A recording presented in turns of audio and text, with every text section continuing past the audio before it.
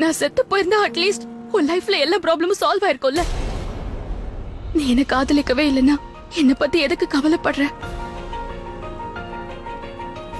ஒருவேளை நீ என்ன காதலிக்கிறன்னா ஏன் அதை வெளிப்படுத்த மாட்டேங்கிற? சிவா இன்னைக்கு அவனா வீட்டுக்கு வந்து எனக்கு அவனுக்கும் எந்த சம்பந்தமும் இல்லைன்னு சொல்லிட்டான். அப்போ உனக்கு என் மேல நம்பிக்கை வரல. நீ அங்கிருந்து கிளம்பி வந்த விதத்தை பார்க்கும்போது நமக்குள்ள இருக்கிற பிரச்சனைகள் ஒரு முடிவுக்கு வரணும் நீ ஆசைப்படலன்னு தோணுது. ரவி, உனக்கு என்னதான் வேணும்? உன் மனசுல என்ன இருக்குன்னு சொல்லு. I want an answer Ravi. எனக்கு பதில் சொல்லு. உனக்கு என்ன வேணும்? என்ன எதிர்பார்க்கறேன்னு சொல்லு. என்ன நான் உன்னை நம்புறேன்னு சொல்லுமா, இல்ல இந்த சிவா சொன்னதை நம்பிட்டேன்னு சொல்லுமா? அவன் பொய்யானவன், ஏமாத்துக்காரன், பணத்துக்காக எதையும் செய்யக்கூடியவன். அந்த ஃப்ராடுக்கே அவன் மனசுல என்ன இருக்குன்னு தெரியல. நேத்து வரைக்கும் அவன் கேர்ள் ஃப்ரெண்ட் சொல்லிட்டு இருந்தவன் இன்னைக்கு உன்ன தங்கச்சின்னு சொல்றான். லூசு மாதிரி மாத்தி மாத்தி பேசுற வார்த்தையை நான் நம்பணும்? அவனே ஒரு கேடு கெட்ட கேரக்டர். அவன் உன்னோட கேரக்டர் பத்தி எனக்கு சர்டிபிகேட் கொடுக்கணுமா? என் கண்ணுல தூசி அடிச்சதே நீதான். இப்ப உன் கண் வழியா நான் எல்லாம் உண்மையை தெரிஞ்சுக்கணும்னு நினைக்காத, அது ரொம்ப கஷ்டம். அந்த பொறுக்கி சிவாவோட பேச்ச நம்புறதுக்கு பதிலா நான் ஒரு குருடனாவே இருந்துட்டு போறேன். அது இன்னும் பெட்டர். அதுதான் நானும் சொல்றேன் ரவி. அவன் சொல்றதை நீ எப்பவும் நம்பாதப்போ. சுமங்கலி பூஜை ராத்திரி அன்னைக்கு அவன் சொன்னதை எப்படி நம்பின?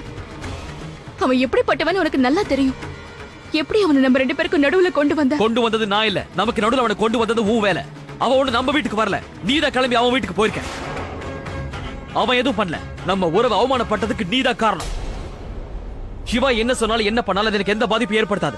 ஆனா நீ பண்ண ஒவ்வொரு விஷயத்தினாலும் எனக்கு பாதிப்பு தான்.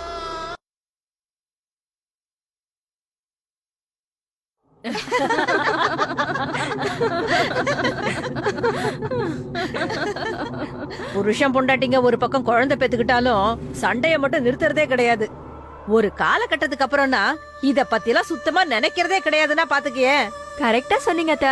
புருஷன்காரன் கை நீட்டினா அந்த அறைய ஏந்திரத நம்மளால நிறுத்த முடியாதே. என்ன சொல்றீங்க? நான் தெளிவாவே சொல்றேன். என் புருஷன் என்ன அடிக்கிறதுக்காக கை ஓங்கினார்னு வைங்க, நான் மொத்த வீட்டையுமே ரெண்டாக்கிடுவேன். அது மட்டும் இல்லாம பெரிய பத்திரகாளியா மாறிடுவேன். எனக்கு மட்டும் சான்ஸ் கிடைச்சதுன்னா பதிலுக்கு 2 அடியும் அடிப்பேன். அட, என்ன பேசிட்டு இருக்க நீ? பின்ன என்ன, நான் சொல்றத கேளு. நீயும் உன் புருஷனை 4 சாத்து சாத்தி வை. அப்புறம் பாரு, உன் புருஷன் குட்டி போட்ட பூனை மாதிரி உன்னையே சுத்திட்டு வருவான். இவ புருஷன் இவ சிரிப்புக்காகவே பின்னாடி சுத்திக்கிட்டு இருக்கானே. புதுசா கல்யாணம் பண்ணவங்கல்ல. ஆமாங்க அத்த, இந்தாங்க உங்களுக்கு வெத்திலையை மடிச்சிட்டேன், இத போட்டுக்கோங்க. இத பாருடி, இப்பதான் உனக்கு கல்யாணம் ஆயிருக்கு. உன் புருஷன் தப்பி தவறி உன் மேல கை நீட்டான்னு வையி, உடனே கத்த ஆரம்பிச்சிடு.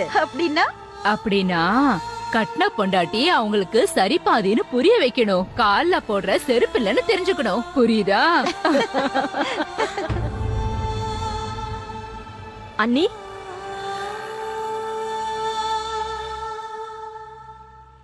அண்ணி நீங்க எப்படி இங்க? நாங்க சும்மா பேசிட்டு இருந்தோம், விளையாட்டாதான். ஏதாவது வேணுமா அண்ணி? நான் வேணும்னா வரட்டும். இல்ல வேண்டாம், நான் ஒன்னும் உன்னை கூப்பிட வரல. சரி வா வா. வாமா உட்காரு. முதலாளி அம்மா, அது எனக்கும் நீங்க பேசுறதெல்லாம் கேட்கணும் தோணும். நீங்க எங்க கூட உட்கார போறீங்களா? அதனால என்ன? நானும் உங்க எல்லாரும் மாதிரி சாதாரண பொண்ணுதான். எங்கள மாதிரியா? இல்லங்க அண்ணி, நீங்க எங்க முதலாளி அம்மா, நான் உங்க வீட்டு வேலைக்காரி. அப்படி இருக்கும்போது நான் எப்படி உங்கள மாதிரி இருக்க முடியும்? இப்பதான் முதலாளி, ஆனா அதுக்கு முன்னாடி நான் சாதாரண பொண்ணு தானே. எனக்கும் நீங்க சொல்ற பிரச்சனை தான், அதான் புருஷன் பிரச்சனை. அப்ப நானும் உங்களை மாதிரி தானே. அட, உனக்கும் இதே பிரச்சனை தானே? உன்னை உன் புருஷன் அடிப்பானா இல்ல சண்டை போடுவானா? ஏன் உன்கிட்ட பேச மாட்டேங்கிறானா? பேசினா பதில் சொல்ல மாட்டேங்கிறானா? அது என்ன சொல்லுவாங்க? சைலண்ட் டார்ச்சர், எமோஷனல் கொடுமைகள்லாம் பண்றானா? அந்த மாதிரி ஏதாவதா? ஏன் இந்த மாதிரி எல்லாம் பண்றான்? அவனுக்கு வேற பொண்ணோட தொடர்பு ஏதாவது இருக்கா? இல்ல. சந்தோஷ்க்கு டவுட் வந்துருச்சு ரித்திகா. நம்ம 2 பேருக்கு நடுவுல எதுவும் இல்லைன்னு சொல்லிட்டேன். ஆனா இருந்தாலும் ஓ நோ ஆர்வி, இப்ப என்ன பண்றது? ஒருவேளை நீ சந்தோஷ் கிட்ட உண்மையா சொன்னா கூட அதுக்கப்புறம் என்ன நடக்கும்னு யாருக்குமே தெரியாது. ஆனா இதையே இன்னும் நீ ரகசியமா வச்சிருக்கேன்னு எனக்கு புரியல. இத பத்தி நான் யார்கிட்ட எக்ஸ்பிளனேஷன் கொடுக்க வேண்டிய அவசியம் இல்ல. RV, sometimes I fail to understand you. என்ன ஆச்சு உனக்கு? ஏன் இப்படி காம்ப்ளிகேட்டடா இருக்க? நீ அந்த பழைய ஆர்வியே கிடையாது. ஒரு பக்கம் நீ ஷாலினியை வேணும்னு நினைக்கிற, இன்னொரு பக்கம் அவளை வீட்டை விட்டு துரத்தணும்னு நினைக்கிற. அப்புறம் இப்ப போய் மேல போய் சொல்லிட்டே இருக்க. எதுவா இருந்தாலும் வெளிப்படையா இரு, உண்மையா சொல்லு ஆர்வி. அப்பதான் உன்னால நிம்மதியா இருக்க முடியும். Stop it Ritika. It's my life and I will deal with it the way I want. யாரோட அறிவுரை எனக்கு தேவையில்லை, புரியுதா? எப்போ என்ன பண்ணணும்னு எனக்கு தெரியாதா? அவருக்கு என் மேல சுத்தமா நம்பிக்கையே இல்ல. நான் அவர்கிட்ட என்ன சொன்னாலும், நான் என்ன செஞ்சாலும் நாடகம் ஆடுற பொய் சொல்றேன்னு சொல்லிட்டு இருக்காரு. என் மேல அவருக்கு சுத்தமா நம்பிக்கையே வரல. நான் அப்பவே நினைச்சேன், இந்த ஆம்பளைங்களே ஏட உடமானவங்க தான். 190 பொண்ணுங்களுக்கு இப்படித்தான் நம்பிக்கை இல்லாத வாழ்க்கையாவே அமையுது. அவ உண்மையை சொன்னா கூட புருஷன்காரனுக்கு பொய்யாதான் தெரியுது. நீ ரொம்ப ஈஸியா சொல்லிட்ட. சரி, 4 பேரை பத்தி விடு. ஆனா உன்னையே நீ ஏமாத்திட்டு இருக்கியே. ஒரு வாட்டி நீ உன் மனசாட்சியை கேட்டு பாரு. உண்மையிலேயே அவ பேரை கேட்கறது கூட உனக்கு விருப்பம் இல்லையா? இல்லனா உண்மையிலேயே நீ அவளை வெறுக்கறியா? உண்மை என்னன்னு நான் சொல்லவா? நீ அவளை பாக்குற ஒவ்வொரு நிமிஷமும், அவ கூட இருந்த ஒவ்வொரு நாளும் உனக்கு ஞாபகம் வருது. அந்த நேரத்துல உன் கண்ணுல அவ மேல இருக்கிற காதல் தெரியுது. அத நீ காட்டிக்க விரும்பல. எவ்வளவு நாள் எல்லாரையும் ஏமாத்திட்டு இருப்ப? இனி எத்தனை நாளைக்கு தான் நீ ராவணன் மாதிரி எல்லாரும் முன்னாடியும் நடிச்சிட்டு இருப்ப? ஆனா உண்மையிலேயே நீ ராமன் எனக்கு தெரியும். என்னைக்காவது ஒரு நாள் இந்த உண்மை எல்லாருக்கும் தெரியதான் போகுது. ஷாலினிக்காகவும் அவங்க குடும்பத்துக்காகவும் நீ செஞ்சது எல்லாமே கண்டிப்பா எல்லாருக்கும் தெரிய வரும். இனி ரொம்ப நாள் இல்ல ஆர்வி, ஷாலினிய ஒதுக்கி வைக்கிறதுல நீ கண்டிப்பா தோக்க போற. அன்னைக்கு கண்டிப்பா ஷாலினியோட காதல் தான் ஜெயிக்கும். ஏன்னா உன் கண்ணுல ஷாலினி மேல நீ வச்சிருக்கிற காதல் தான் தெரியுது. அந்த காதல் நான் இப்ப ஷாலினி கிட்டயும் பாக்குறேன். ஆர்வி, இப்ப நீ காட்டிட்டு இருக்கிற வெறுப்பு போய், ஆனா ஷாலினி காட்டிட்டு இருக்கிற காதல் உண்மை.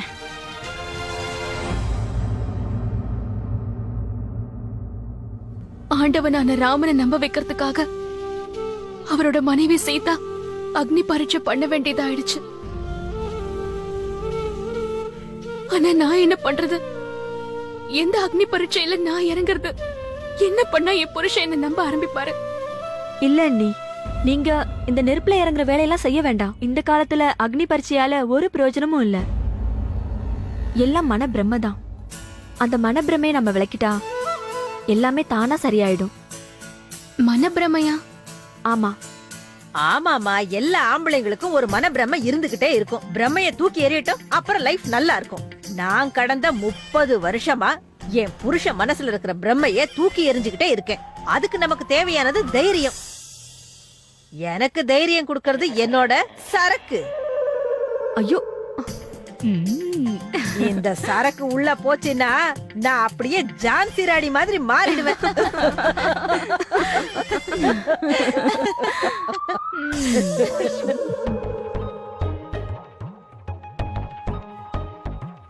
இத குடிச்சா உங்களுக்கு தைரியம் வருதா?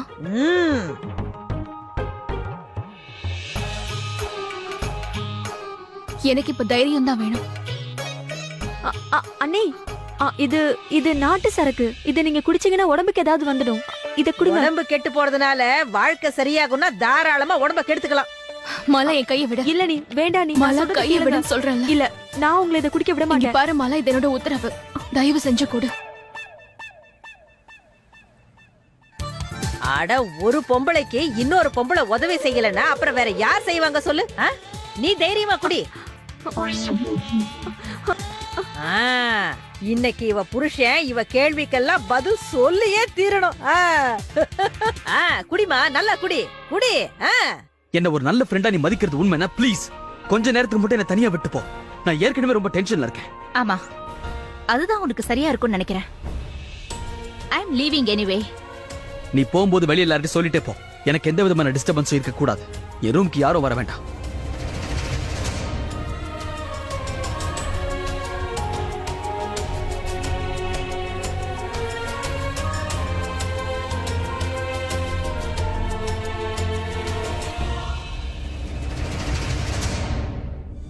அவளுக்கு அவ்வளவு தைரியமா? ஒரு பொம்பளை, அவ எனக்கு முன்னாடி ஒரு எறும்புக்கு சமம். அவ இன்னைக்கு என்ன ஏமாத்திட்டா. என்ன முட்டாளாக்கி எனக்கு எவ்வளவு பெரிய இழப்பை ஏற்படுத்திட்டா. இப்ப நீதான் உன்னை நஷ்டப்படுத்திக்கிற சிவா.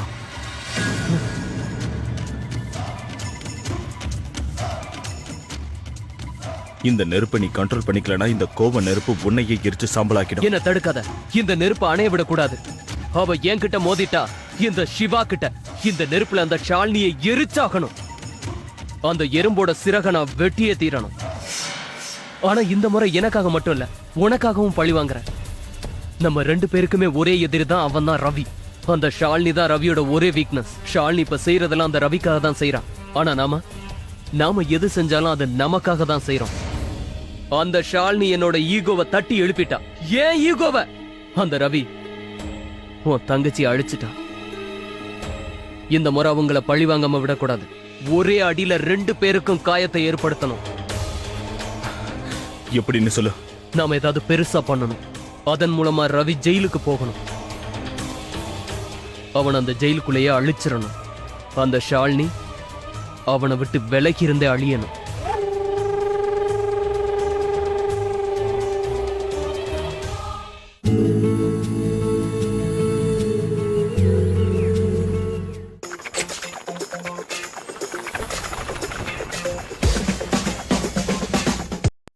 அதுவும் நாட்டு சரக்கு குடிச்சேன்.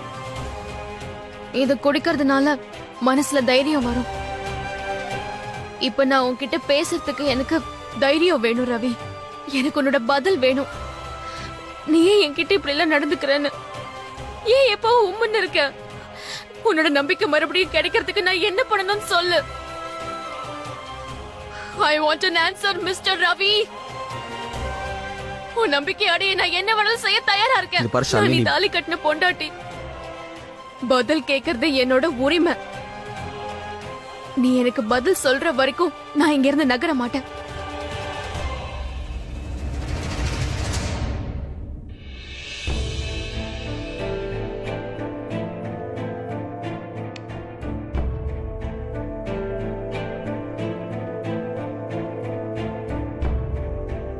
ரித்திகா மேடம் எல்லாத்தையும் விட்டுட்டு அப்படியே போக சொல்லிட்டாங்க. ஆனா நான் எப்படி விட்டுட்டு போறது? அட சார் தான் உள்ள இருக்கார்ல, அப்புறம் நான் ஏன் யோசிக்கணும்?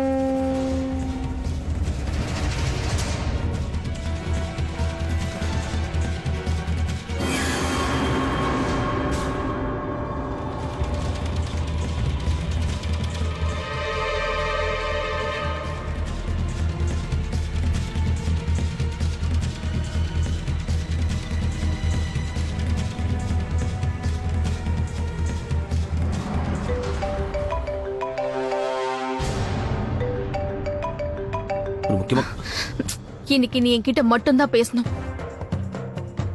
I don't want any disturbance. ஏய் ஷாலினி போனை கொடு. ஏய் இது முக்கியமான கால் ஷாலினி. ஏய் ஏய் ஏய், ஏய் ஏய் ஷாலினி, என்னாச்சு உனக்கு? எதுக்கு போன் தூக்கி அடிச்ச? How dare you? அதே திருப்பி உன்கிட்ட கேக்குற how dare you? எவ்வளவு தைரியம் இருந்தா நீ என்கிட்ட இந்த மாதிரி பிஹேவ் பண்ணுவ? நான் நீ தொட்டு தாலி கட்டின பொண்டாட்டி.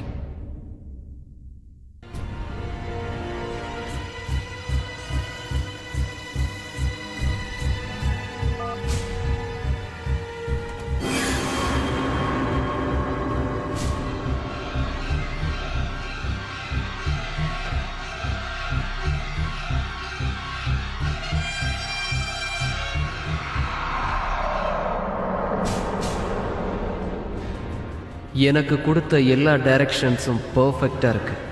என் வேலை சீக்கிரமா முடிஞ்சிடும் போல இருக்கேன்.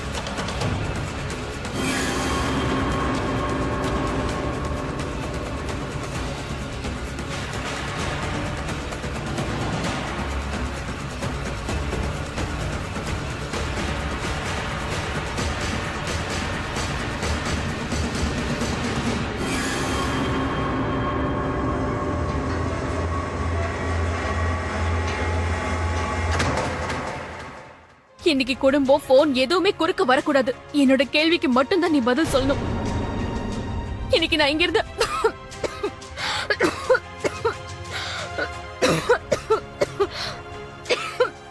என்னாச்சு உடம்புக்கு? பேச்ச மாத்தாத. என் கேள்விக்கு பதில் சொல்லு. என்ன பண்ணணும்னு சொல்லு. உனக்கு என் மேல நம்பிக்கை வர நான் என்ன பண்ணணும்னு சொல்லு.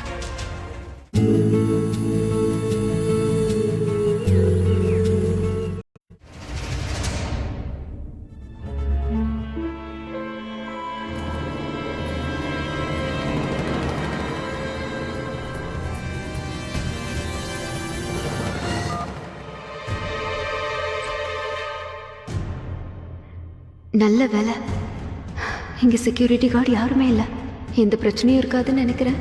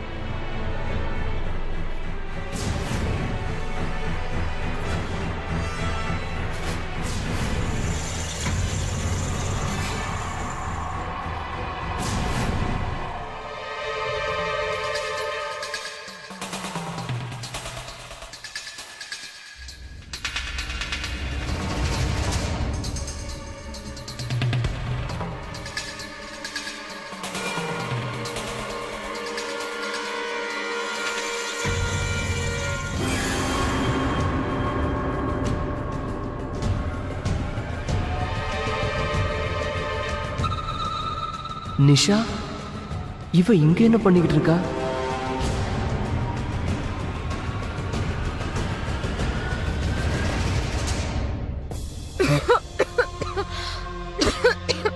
என்ன பண்ற நீ? ஆபீஸ்ல எல்லாரும் என்ன பண்ணுவாங்க? நான் என் வேலையை பார்த்துட்டு இருக்கேன். என்ன என் முன்னாடி டிராமா போடுறியா? என்ன நினைச்சிட்டு இருக்க? என்கிட்ட இந்த மாதிரி ஆட்டிடியூட்லாம் காட்டி என்ன சைலண்ட் டார்ச்சர் பண்றியா? இப்படி பண்ணா நான் என்ன வீட்டுக்கு போயிடுவேனா? நீ எனக்கு இன்னைக்கு பதில் சொல்லியே தீரணும். உன் பதில் இல்லாம நான் இங்க இருந்து போகவே மாட்டேன். என்ன மாரி நீ இங்க இருந்து போனா அப்புறம் நிழல் மாதிரி நான் உன் பின்னாடி வந்துகிட்டே இருப்பேன்.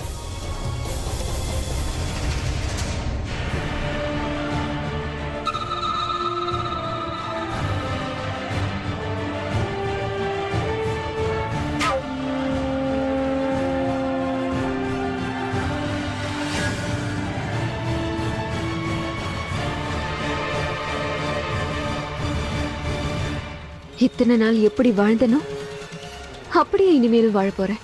நான் என்னோட ஆடம்பர வாழ்க்கையை வாழ பணம் திரும்பவும் என்னை தேடி வரப்போகுது.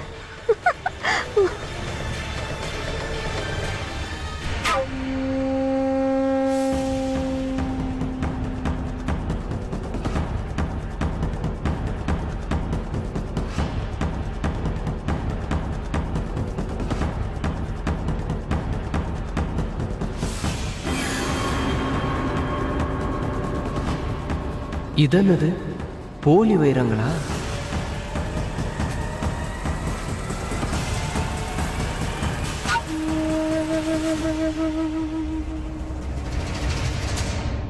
இப்போ இந்த உண்மையான டைமண்ட்ஸை வித்து நான் என்னுடைய வாழ்க்கையை வாழ போறேன்.